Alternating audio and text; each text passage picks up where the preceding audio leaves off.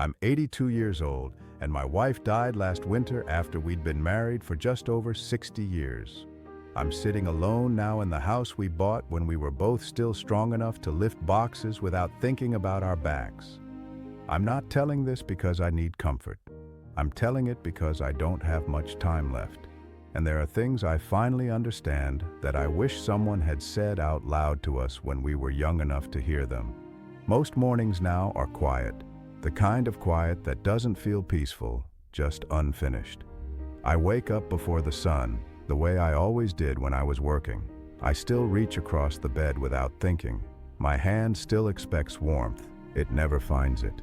When you live with someone for 60 years, they stop feeling like a separate person.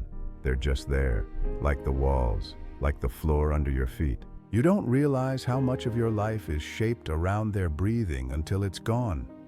People say things after someone dies. They tell you how lucky you were, how beautiful it is to have had such a long marriage, and they're right. But they're also wrong in ways they don't understand. Because length doesn't mean closeness, and time doesn't automatically make you brave. When I was young, I thought marriage was something you entered and then managed. Like a job, like a house. You showed up, you did your part, you stayed. That was enough, or so I believed. We met when we were both 21.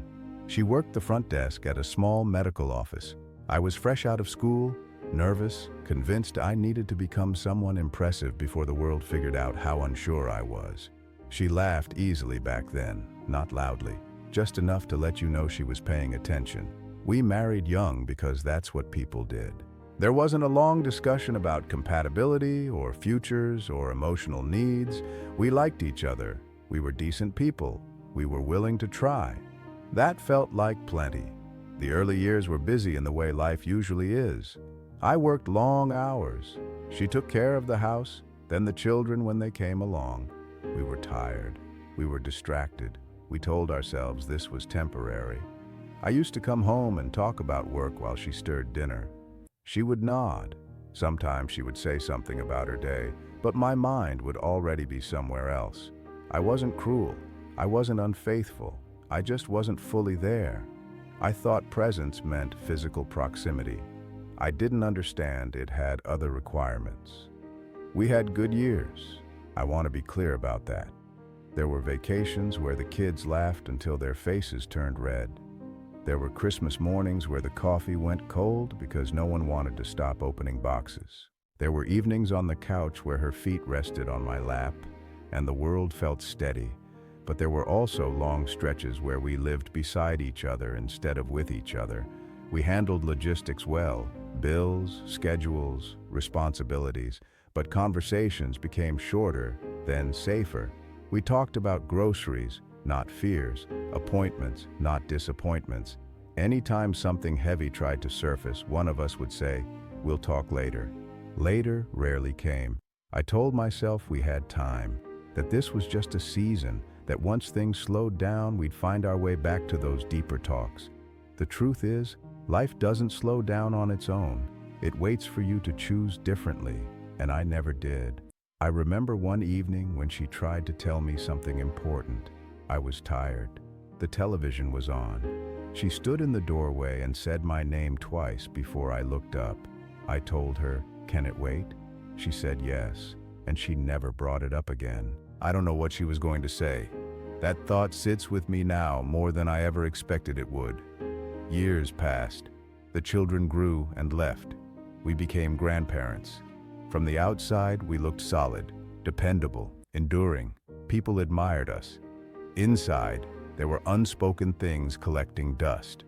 It wasn't dramatic. There were no explosive arguments or slammed doors, just small silences that piled up quietly. She stopped correcting me when I misunderstood her. I stopped asking follow-up questions. We assumed we already knew each other.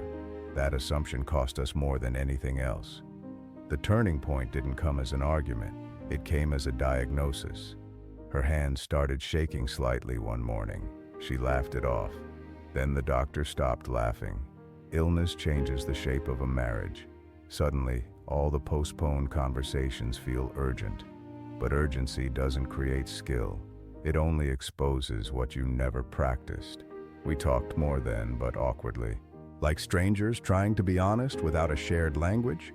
She admitted she had felt lonely for years, not abandoned, just unseen. I wanted to defend myself. I wanted to explain how hard I worked, how much pressure I felt, how tired I always was. Instead, I sat there and realized none of that would give her back the years she needed me to notice her. Regret doesn't arrive as a scream. It comes as a dull pressure behind the eyes. She died on a quiet afternoon, no dramatic last words. I held her hand and told her I loved her. I had told her that many times before, but love spoken without attention has limits. After the funeral, the house felt enormous. Every object carried weight. Her mug, her shoes by the door, the chair she always chose without realizing she always chose it. I began to see our marriage more clearly then, not as a failure, not as a fairy tale, just as two people who waited too long to say what mattered. What can't be fixed now is the time. The evenings I could have turned off the television. The mornings I could have asked one more question. You can't rewind a life. You can only look at it honestly once it's almost over. I still love her. That hasn't faded. What hurts is knowing love alone wasn't enough. It needed courage. And I didn't understand that until courage no longer had a place to go. If you're listening to this and you're still young enough to change something, I won't tell you what to do. I'll just tell you what I learned too late. Don't assume staying means connecting. Don't assume time will soften things on its own. Pay attention when someone tries to speak, especially when it's inconvenient, especially when you're tired. Those moments feel small. They aren't. And if this story stayed with you longer than you expected, you don't have to say anything. Just notice who's sitting beside you right now. As for me, I'm learning how to live with what is instead of what could have been. My days are quieter, shorter. I sit with my memories and try not to edit them. This is the truth of my life. I loved deeply. I listened too little. And now, time has finished teaching me. That's all I wanted to say. I'm 81 years old, and my wife has been gone for 9 months now. Some days I still catch myself listening for her footsteps in the hallway, like she's just stepped into another room and will be back any second. I'm telling this quietly, the way old people do, because there isn't much need for drama anymore. What I have left is honesty. We were married for 60 years. People hear that number and think it means certainty, closeness, a kind of lifelong success. What it really means is that you had many chances to do things differently. We met in our early 20s. Neither of us knew who we were yet, but we knew how to keep going. That felt like enough. We built a life the way most people do. Work, children, routines, responsibilities. Days filled themselves without asking our permission. I thought being a good husband meant staying, providing, not leaving. I didn't realize how much was missing from that definition. I was always tired, always focused on what needed to be done next. When she talked, I listened just enough to respond, not enough to understand. There was always tomorrow. That was the lie I lived on. We didn't fight much.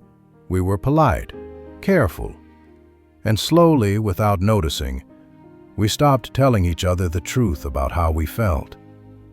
She would pause sometimes, like she wanted to say more. I would fill the silence with something practical. Neither of us meant harm. That's the part people don't warn you about. The damage doesn't come from cruelty. It comes from delay. Years passed.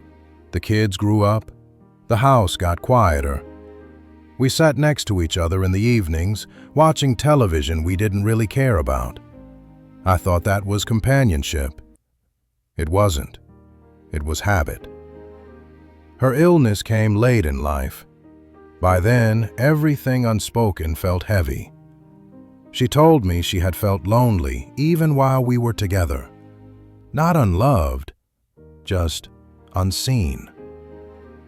I wanted to explain myself, how hard I worked, how much pressure I felt. None of it mattered in that moment. She wasn't asking for reasons. She was telling me what it had cost her. She died without bitterness. That almost made it harder. Now I live with memories that don't accuse me, but they don't comfort me either. I loved her. I know that. But love without attention slowly starves. What can't be fixed is the time I assumed would always be there. The conversations I postponed. The questions I didn't ask because I thought I already knew the answers. If you're listening and you still have someone beside you, I won't give advice. I'll just say this. Notice them while they're still here. Not later. Not when things calm down. Later is not promised. As for me, I accept what is. My days are quieter now, shorter. I carry gratitude and regret at the same time. They don't cancel each other out. This is what 60 years taught me. I just wish I had understood it sooner.